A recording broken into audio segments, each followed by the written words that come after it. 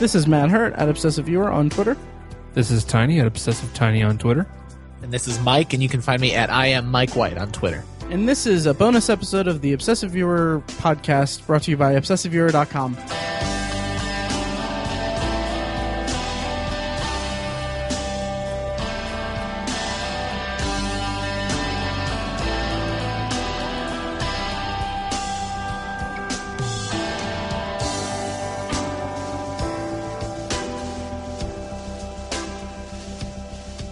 A bonus episode. It is. We took a week off last week because I was busy with helping my parents move and didn't have time. So, and we thought the best thing to do was to give you 2 this week. You're welcome. We love you guys. We love you. We love you guys. Please don't be mad that we took a week off. But no, and it was kind of a good.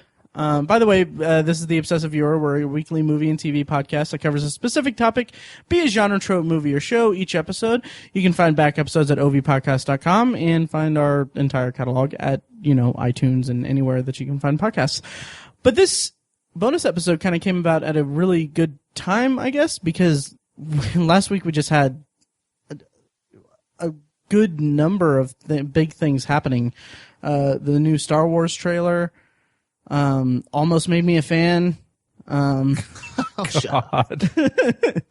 No, the new Star Wars trailer came out, and my God, we'll talk about that in a bit. And then the Batman v Superman: Dawn of Justice trailer leaked and then was officially released. And then just today, they just announced some new stuff about the Star Wars Rogue One spinoff movie, which is going to be part of the Star Wars Anthology series of movies, is what they're calling the spin-off movies and one-off movies in between the episodes, I guess. So a lot of stuff's been happening. Yeah. Yeah. A lot of news this week. Yeah. What do you guys think of all this stuff? Where do you guys want to start? We'll start with Star Wars. That's kind of what you said first, and I think that's kind of the big one. Yeah. Yeah. So that trailer. Yeah, I think you should start, Matt. Okay. What do you mean by it almost? Would you say it almost converted you? That was okay. I'm being facetious, obviously. I enjoy the Star Warses. I've been on record as stating that I'm not a fanboy of it. I'm not obsessed with it. I'm not, crazy about it. I like them. I like them as movies, but not really anything. I don't have a fervor for it. But after seeing the new trailer, I was just like I'm actually actively excited for the new movie, and I'm curious to see what's going to happen down the line with Disney and this new revival, I guess. So that's what it took, was a second trailer. Well, I mean, let's talk about the trailer though, because the trailer showed just a lot of stuff and a lot of good. More scenes of John Boyega breathing heavily. Yes. Yeah. Like that's his default pose now. That's true. And I don't. People know this kid. I don't know who it is. I am not familiar with John Boyega. All I know him from is Attack the Block. Okay. And he was pretty good in that. But that was like a handful of years ago. I never saw Attack the Block, but I saw he was in the latest the event season, the shortened season, the miniseries of 24 that was recently on. Oh, really? Okay, gotcha. Yeah, and I only watched one episode of that and saw him in one episode. So. Okay. So well, I like him. I like the look. He looks good in a stormtrooper outfit. He looks good in a leather jacket, but he's kind of just breathing all the time. Yeah. He has yet to have any lines. Yeah, true.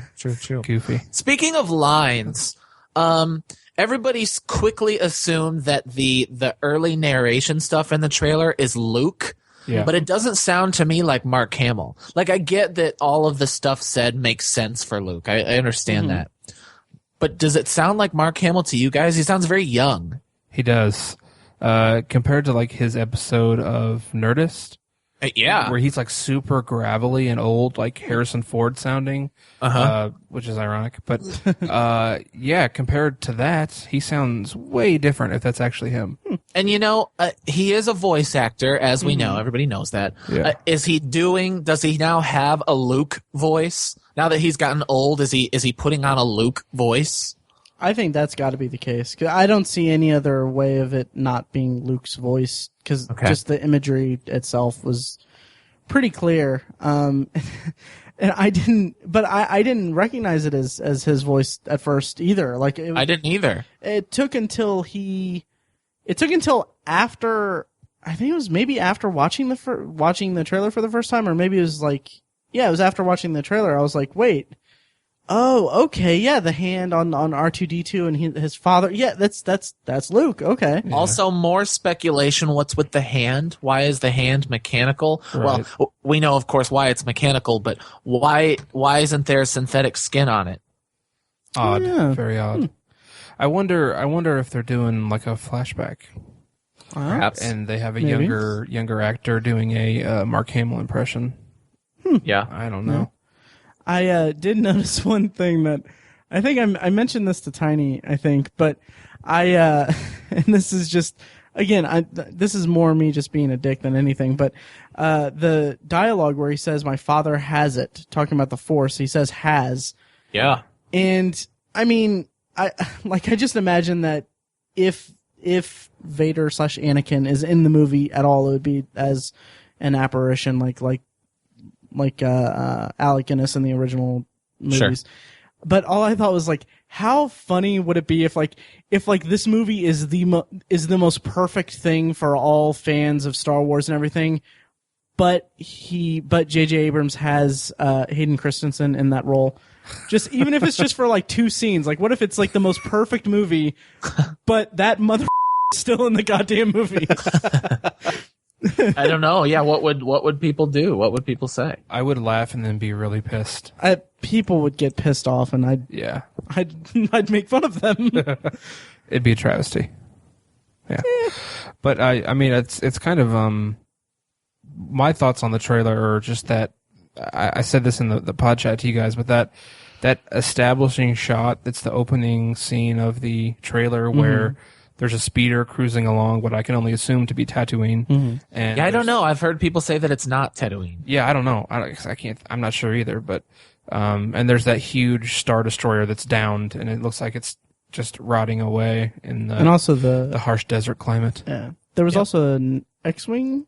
In the ground Yeah, too? an X-wing, right? So. Just really good aesthetic there. It's awesome. Good job, Matt. Thank you. No, it just the feel of the trailer, like it showed enough action and it showed enough of what I hope would be the tone of the movie that it has me excited for it. Yeah. Yeah. That lightsaber that is shown, that is given, it is either the blue one that Luke has in the first 2 movies, which was given to him by Obi-Wan, which was retrieved by Obi-Wan at the end of episode 3, Right. or it is Darth Vader's Yeah. red lightsaber. They're very similar, and I haven't dissected it enough, which I guess I'll say a thing about trailers and I guess the Star Wars trailers is I'm doing kind of similarly what I did with the Star Trek Into Darkness and trying to go in as black as possible. Okay. And I don't know. It'll just be a better movie experience. So, as much as I love Star Wars, I might not be the source for Star Wars speculation. Yeah, I would like to be that way, but I just can't. Yeah. Yeah. It's hard. It's everywhere. Yeah. It's everywhere. It is. Obvious joke is obvious, but it would be hilarious if Luke was talking in the trailer to Jar Jar. Sorry. I'm just sorry. And so yeah, it was a good trailer. Yeah. I gotta say, I teared up while watching it. I had chills throughout it, honestly, and I'm not even that big of a Star Wars fan. I had chills just because I don't know. I think it was just like I had such a weird reaction to it because I think I was just like, this could be the movie that makes me more interested in Star Wars. I got choked up when I saw Han and Chewie at the end. Yep. Yeah, that was special. Very cool. Yeah. Yeah. Very good. Can't wait. Gonna try to stay. I would like to see the trailer in theaters one time. I'm excited about that. Yeah. Mm-hmm. But people at school ask me. They kind of know I'm into Star Wars, and they asked me how many times I watched it. And they're like, "Oh, I watched it 10 to 15 times." I was like, "I watched it twice." Jeez. Yeah, I think I've seen it 3 or 4 times. I watched it probably 3 or 4 times. And I remember just as recently as when, we'll say, Scream 4 came out, I downloaded the trailer and watched it like 20 times. Yeah. Wow. Wow. I can't remember. I can't remember the last time I did that with a movie, really. Yeah. So are we the obsessive viewer still, or are we the kind of like it a lot viewer? We're we're the obsessive viewer who is normal when it comes to promotional materials for movies. Yeah. Right. Right. No offense, listeners, but did you? One more thing about the trailer. Did you guys know about before you watched it? Did you guys know about Han and Chewie at the end? No. Yes, I did. I saw a photo of it before I watched the trailer, and it kind of bummed me out. Okay, yeah. I saw people posting. I think it was probably on Reddit or something. I was reading the comments, and people were everyone was quoting it and everything. I was like, oh, I mean, I can't watch the trailer for another half hour because I'm still at work. But okay, cool. I know that Han and Chewie are in it. That's neat. So that kind of bummed me out. I did not know. Nice. How did you did it surprise you? Did you squee? Can we say the word squee? I didn't squee, but I had an exasperated inhalation. I was like, Nice. and then I got choked up. Nice. I was like, they're home. Jesus. Where is home? Millennium Falcon. I guess, yeah. Oh, wow. That's what the background looked like. Huh. Yeah. Whoa. Nice. I didn't make any of that connection at all. That's true. Oh, okay. Like you said it with such conviction. Yeah. So It was like, oh yeah, that makes sense. Yeah. It looked like a decayed Millennium Falcon in the background. A yellowed, weathered, other adjectives. Millennium Falcon. Well, we know the Millennium Falcon's in the movie, obviously. Yeah, Right. we do. Right? And we can probably assume that he's riding it around. I just thought they were coming out of the Falcon, or I don't know. That's Yeah. Yeah, I don't know. We'll see. Maybe it's Mos Eisley.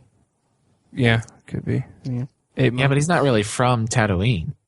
Yeah, that's true. Right. Is there any? We don't know where Han's from, really.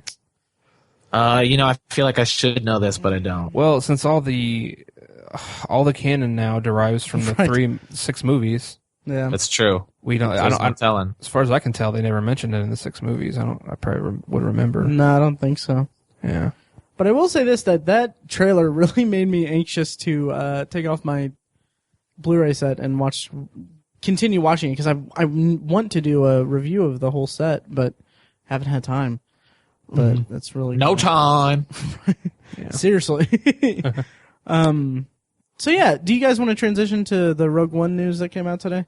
Transition. Nice. Yes. Nice and smooth. So they had what was it, like Disney or whatever, they had a Star Wars Celebration event? Yeah. Well, every year they have Celebration. Do they? Yeah. Oh, okay. Not Disney, but Right. Star Wars fans have Celebration. Okay. And it kind of, much like, Comic-Con grew into something bigger than just a bunch of nerds sitting around talking about stuff. It grew into a big event. Right. Okay. Well, that concluded today, I think. Uh-huh. And they announced some plot details and released a short teaser for Star Wars Rogue One, which is the first spin-off movie after I think it's coming out in December of next year. It's the one with Felicity Jones and is it the one that Gareth Cute Story? Is it Gareth Cute Story, I think? Yeah. No, I don't know. I can't is remember. Is it Edwards or Evans? Because I get those two mixed up. I think there's Edwards. Okay. So yeah, Gareth Edwards is directing it, and there was plot details announced today, and basically all they really said was that it's going to be a prequel to, well, let's not use that word. It's Gareth Edwards, by the way. Yeah. By the way, Han was born on Corellia. Corellia. Oh, Okay. Which we do not see in the movies at all. Right. okay. So basically, here's what Star Wars Rogue One is going to be. It's going to be the first movie in the new Star Wars Anthology series, which is the official title for the spin-off movies. And it's about a rogue band of fighters come together to steal the Death Star plans. So it's set right before Episode 4. Oh, that's awesome. Which, honestly, like hearing that, like, okay, when I was watching the back in January when I got the Blu-ray set and I was watching all the movies, and when I got to the prequels, I was like, this was such a wasted opportunity. It could have been about, the prequels could have been about a rogue band of, like, this plot right here could have been the prequels. Right. You want to see the beginning of the Rebel Alliance. Exactly. Yeah. Right. And that's one of the things that was missing, was that it was not a short, it was not, the prequels were not focused on a core band of misfits that come together or anything like that. It was just, It wasn't focused on anything. it wasn't. It was a disaster. Yeah, it really was. Yeah. Man, just when we put it that way about how it's not focused on a band of blah blah blah, whatever you said, it's not focused on anything. You know, like Obi-Wan is the main character, the first one, and then it's who the knows, and then it's Obi-Wan again in the third. It's like, I don't know. It's so back and forth. Yeah. Exactly. So, how do you guys feel about Rogue One with this news then? I think it sounds fun because it sounds like what a lot of, like in the 90s and stuff, when people started basically creating fan fiction before fan fiction was really a thing, and publishing books and video games and stuff like that basically played off of the movies. And I think there's some really good stuff there. I mean, I read Right. I'm into the Empire series of comic books they've been out for a while from Dark Horse Comics. And some of those are fantastic. Like the first one. Have you guys ever read the Thrawn trilogy? I read the first book so far. I haven't. Okay. I need to read the others. Takes place after Jedi, but Yeah. But like there's one where there's like a rogue officer in the Empire military, and he tries to assassinate the Emperor. And it's Nice. it's just a really great story. And so I'm excited that that Disney's still choosing to expand on the original 6 movies and all these little ancillary stories that we kind of heard about but never actually played out or whatever. I think it's just gonna be fun to see. at the same time, I'm worried about Star Wars fatigue. Right. Oh, That's yeah. very true. Yeah. Yeah.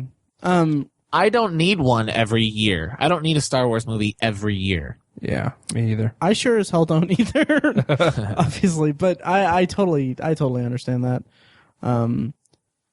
Yeah. One quick thing about Rogue One, very early to speculate, obviously, but how many Bothans do you think are going to die in this movie? I think many. Many? Okay. Cool. Cool.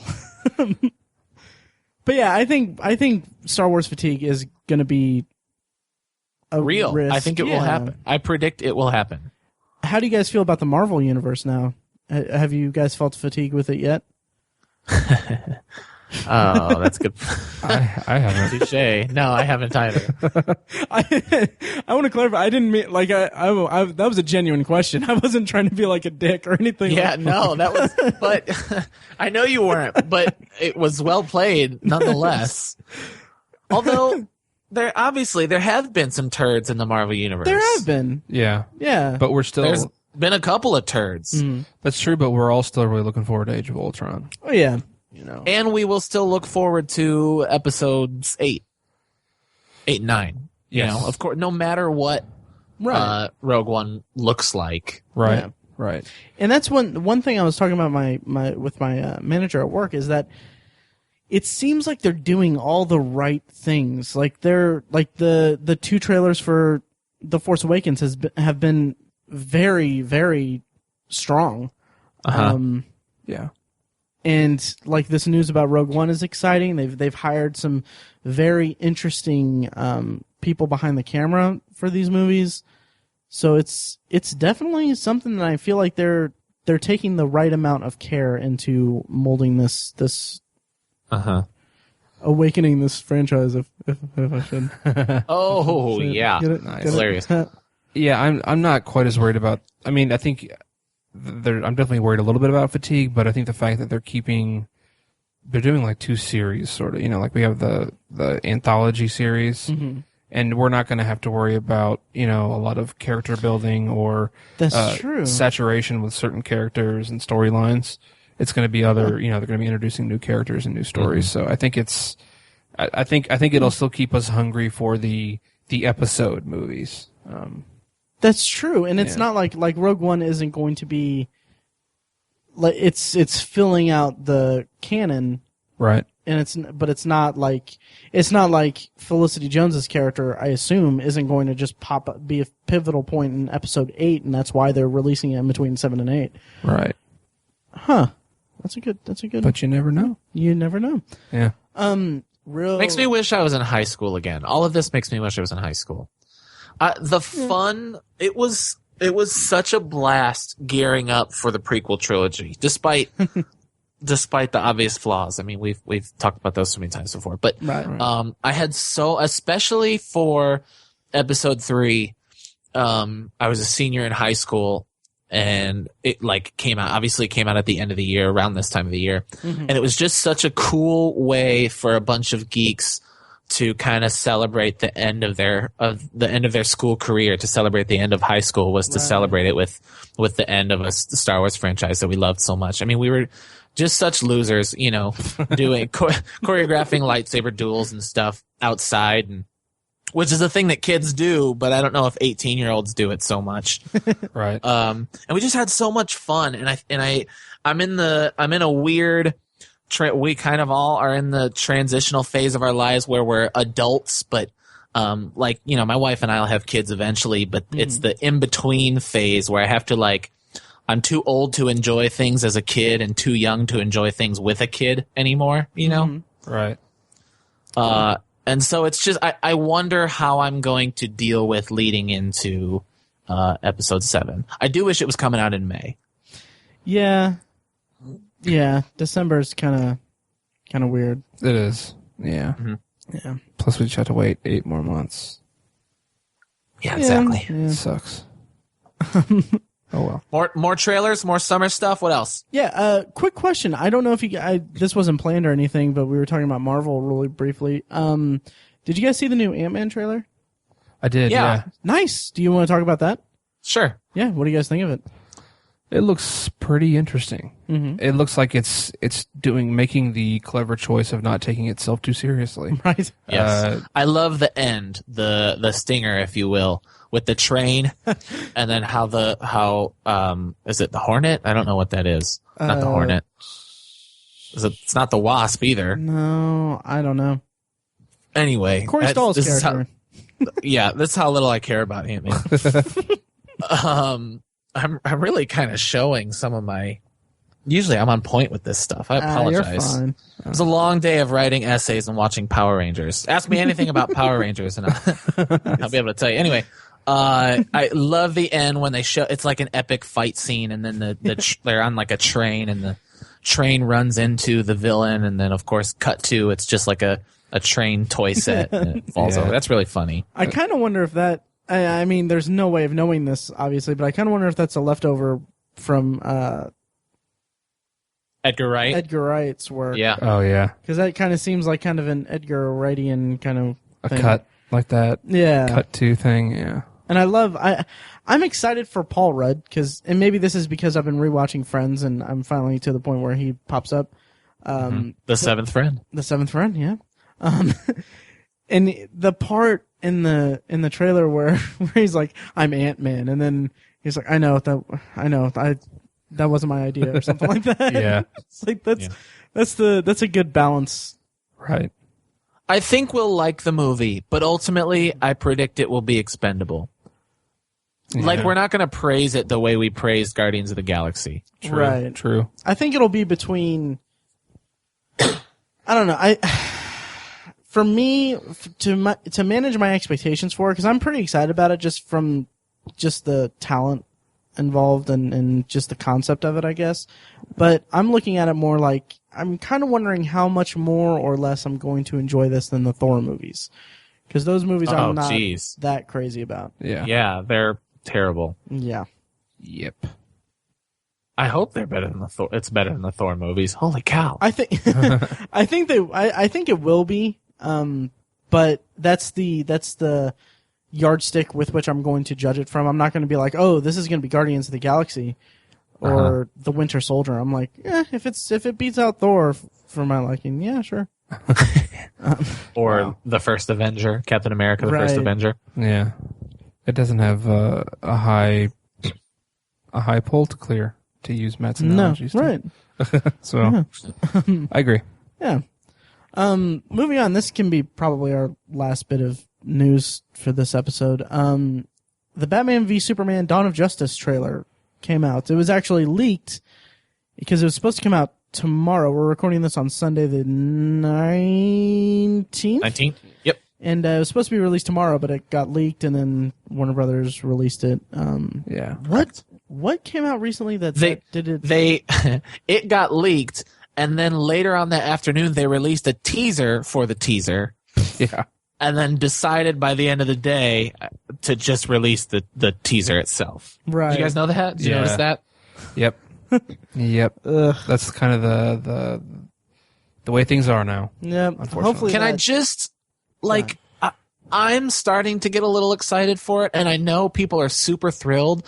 But can we not forget, please, Man of Steel? Right. And that the same people involved with that are making this movie? Yeah. Yeah. Oh, yeah. Why have we just collectively forgotten as a collective fandom? Why have we forgotten Man of Steel and Zack Snyder suck? Well, are the three of us kind of in the minority there? I mean, did people like Man of Steel like a lot more than we did? I don't think so. No, really. I'm pretty sure the consensus is similar to we hated it. Yeah. I mean, we thrashed that movie. Yeah. But I don't think people liked it.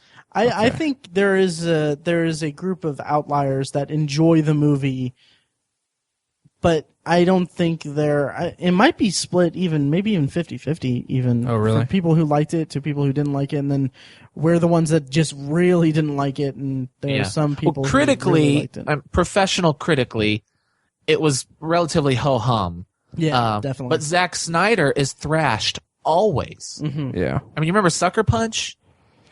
The guy who made Sucker Punch is making Batman versus Superman. Why do people forget that? I don't know. I'm just shocked. Idea. I'm shocked by the excitement about this movie. I was how it's such a clear answer to Marvel's dominance. Yeah. I was a big Zack Snyder defender for a while. But he's just fallen. He's not that great anymore. He's not quite on M. Night Shyamalan's level, but he's headed that way. I don't know. I don't try to defend him that much anymore because I thought Man of Steel sucked and Sucker Punch wasn't very good, but I really like Watchmen. I like 300 for what it is. I don't know. I have a love-hate relationship with Zachy. I like the dialogue in the trailer. I thought that was fairly strong, I guess. Yeah, I like the voice thing that's happening with Batman at the end. Yeah, that was cool. I gotta kick at that. And I like the hints of the tone of it. I've not read any of the source material that covers this kind of stuff, or that this is drawing from, but I really like the concept of Superman being like a deity and the outcry over it and stuff like that. I could see myself kind of really getting into that. But I'm not I'm not really that interested in DC's marveling cinematic universe. Right. I kind of wonder the line that has already taken off regarding that trailer is at the end when Batman says, "Do you bleed?" and then he goes, "You will." Like that's undeniably an awesome line, but does it seem kind of out of character for Batman like it seems oddly like violently threatening. Because Batman's so righteous all the time, you know what I mean? It just seems like he's I don't know, maybe, but it's reminiscent of Return of the Dark Knight. okay, so it does fit into the character that's developed in the comics. Then it does, yeah. Okay. Not the comics now, not comics overall, but in terms of the source that the suit, the metal suit that he's wearing, it's from Frank Miller's Return of the Dark Knight. Gotcha. And so that in that he fights Superman and they throw down and there's all of that. So that kind of echoes that his sentiment there. He's kind of just old. And I've been watching too much. I've been watching too much Batman animated series. Yeah, where he's like, "Stop, or you'll go down." Or, yeah. It's a kids show, and it's also a nice. It's built up in the trailer from I think it's Alfred's voiceover, talking about how first it's a hunger for power or something like that, and you see Batfleck staring at the suit, and while he's saying like you're hungering for power and it's whatever, so I think it'll be interesting. We'll see. I'm kind of there's. By the way, just quickly, Man of Steel overall 55 on Metacritic. Oh, see, kind of split 50-50, I guess. Yeah, well, that's a failing grade. Yeah, yeah. But it's also it's an average. It's not like it's like in the 30s or anything like that. Yeah. Well, you have to keep in mind what movies are judged on whether or not they turn into franchises is the dollars. And right. Man of Steel made a crap ton of money. So made a bunch of monies. Yeah. But one of the things that didn't really trouble me that much with the trailer, because I'm not that invested in this universe or anything, but just the tone, the kind of bleak darkness of it kind of was just like, it wasn't as overkill as, the rest of cinema is, but it was also like, I mean, it's like there's darkness all over the place in this, and I'm like, I'm just getting kind of fatigued on, dark and gritty, and it's kind of, I don't know. Yeah. It almost looked a little dystopian even. Yeah, and there was all, the opening dialogue or the dispersed dialogue where they're zooming in on the statue, and it turns out to say false god, and there's all these people saying all these things about him. Right. It kind of had a Watchmen feel to it for me. A little bit, yeah. Yeah, for sure. Yeah. A little derivative. Did you guys catch Jesse Eisenberg's voice in there? I didn't. No, me neither. Yep. I can't remember what he said. I think it was something like, of course people are going to hate him or something like that. Oh, okay. So. Yeah. Yeah. Fun stuff.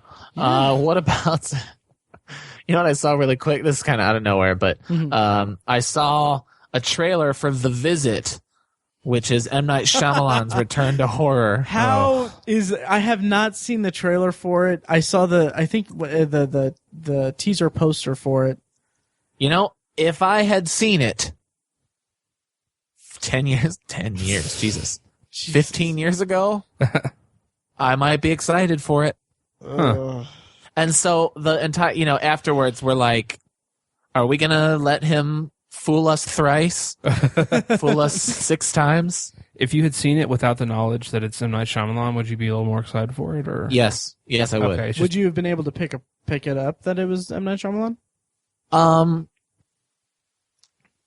Maybe. I wouldn't have guessed because M. Night Shyamalan has been so irrelevant lately that nobody's saying, oh, that's an M. Night Shyamalan movie. Right.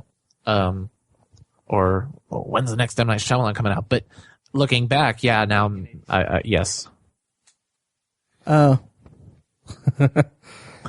Yeah, he's forever tainted. I mean, there's not really much. Yeah. Yeah. Yeah, and he has that show, I think it's a Netflix show, maybe? Wayward Pines. Wayward Pines. Yeah. Coming out. But he's just producing that, right? I think so. Yeah. Yeah. Yeah. So I don't know. Maybe it'll be good. We'll do a full M. Night Shyamalan retrospective in September, I'm sure. Oh, God, I'm Jesus. I'm joking, guys. Please, Pass. please know that I'm joking. Yeah. Any other stuff you guys want to cover in the bonus episode?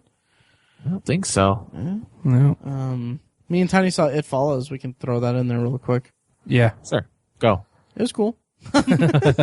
No, one of the things I didn't like about it, and I totally, and we've talked about It Follows all over the place on this podcast, but just really quickly, I didn't have a problem with the anachronistic time period or anything like that. I just had a problem with the characterization. I thought the movie did a great job setting up its world and its rules, but the characters were just a little flat for me, especially like that one girl with the glasses that didn't really do much of anything. Right. And I thought the relationship between the main girl and the kind of dorky guy who has a crush on her, I thought that could have been a little bit stronger. And also the climax of the movie kind of seemed like they were setting it up for, it seemed just so weird. Like they were trying to do something. Like I was following along with it, like their logic. Do you mind if I interject quickly? Sure. Let's put a big fat spoiler alert right here, okay? Spoiler alert. Well, wait, okay? hang on. First, let's get Tiny's thoughts, and then we can go into spoilers. Sure. Okay. I really liked it. I liked it a lot, actually. These are the kind of horror. I hesitate to call this a horror movie because it's not scary. Yeah, what did you call it? Say it again because I liked that. I called it a paranormal thriller. Because it has paranormal aspects to it, and it was a really thrilling movie. I was on the edge of my seat from the get-go, just the way that the camera work was done. The music is top-notch. Yes, it is. Bought the soundtrack. Did you? Nice. Nice. Uh-huh. So yeah, I think all those factors, added up. It was just such a thrilling, fun ride of a movie. But there are some, when you sit back and think about it, there's some flaws. There's some things they could have done differently, and maybe a little bit of script polishing, maybe. Yeah. But still pretty solid. I like it. Right. And all right. And hang Do you mind? I thought I had one more point really quickly. Okay, go ahead. Yeah, the camera work I really liked. Like there was something about the way that even the shots of them driving around, it was really good atmosphere building. Maybe that was because I assume it was filmed in Detroit, but maybe it was just where it was filmed that it did that for me. But I was just kind of going along with that. But all right, so this will be the end of the episode, right? We're done. Yeah. So if you're listening, thanks for listening. And if you want us to hear us spoil It Follows, keep listening. If not, go ahead and turn off the episode and then come back after you've seen it or whatever. And thank you for listening.